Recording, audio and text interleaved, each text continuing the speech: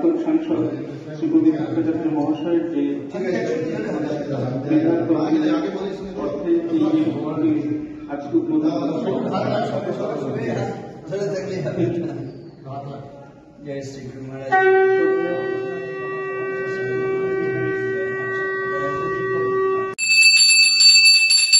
ओम स्थापकाय च धर्मस्य सर्वधर्मस्वरूपिणे अवतारपुरुषाय रामकृष्णाय ते नमः। जननीं शारदां देवीं रामकृष्णं जगद्गुरुं पादपद्मे तयोर्स्थित्वा प्रणमामि मुहुर्मुहुः।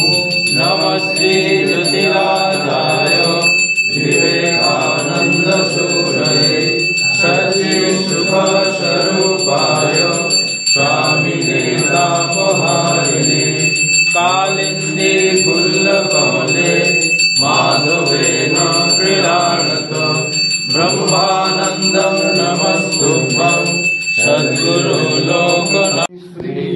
गुरु महाराज जी की जय। जय महामाई की जय। जय स्वामी जी महाराज जी की जय। जय भगवान श्री चैतन्य महाप्रभु जी की जय। जय गंगा माई की जय। আজকের এই অনুষ্ঠানে আমাকে দু একটা কথা বলতে বলা হয়েছে। এখানে এই রামকৃষ্ণ মিশন সম্পর্কে এবং রামকৃষ্ণ পরমহংসদেব সম্পর্কে আমার ধারণা অত্যন্ত সংকীর্ণ। তার মধ্যে থেকে যেটুকু আমরা দেখতে পাই মানে প্র্যাকটিক্যালি সমাজ জীবনে এই রামকৃষ্ণ মিশনের বিকল্প কোন প্রতিষ্ঠান আজও আমরা দেখতে পাচ্ছি না। তাহলে সেই রামকৃষ্ণ মিশনের এই সেবার জন্য একটা ছাত্রদের জন্য নতুন শ্রেণীকক্ষ তৈরির জন্য যে সামনে আংশিক নির্মিত অংশের শুভ দ্বারোদ্ঘাটন হল। এখানে পূজা হবে, আমরা বলি ক্লাস হবে, পড়ানো হবে।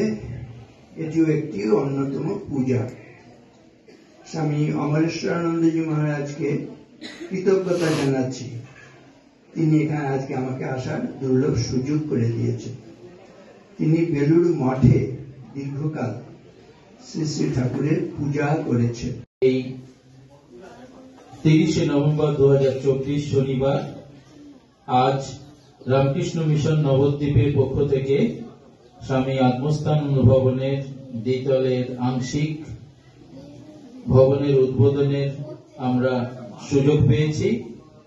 এই অনুষ্ঠানে আমাদের বিভিন্ন সেখানে 7, 8, 9, 10 ছাত্রছাত্রীদের এখানে পড়ানো হবে এবং অন্যান্য বিভিন্ন অনুষ্ঠান যাতে আমরা সুষ্ঠুভাবে পরিচালন করতে পারি তার জন্য আমাদের কিছুটা সম্প্রসারণের প্রয়োজন ছিল।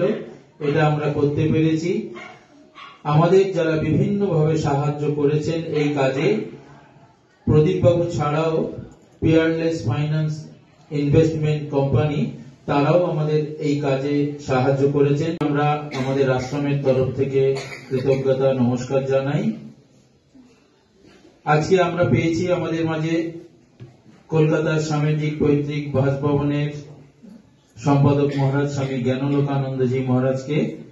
তার অনেক অনুষ্ঠানের মধ্যে থেকেও তিনি, আমরা যখনই বলেছি নবদ্বীপের কথা, তিনি সঙ্গে সঙ্গে রাজি হয়ে গেছেন, আজকের এই অনুষ্ঠানে আসার অনুমতি দিয়েছেন এবং এসেছেন সকালে।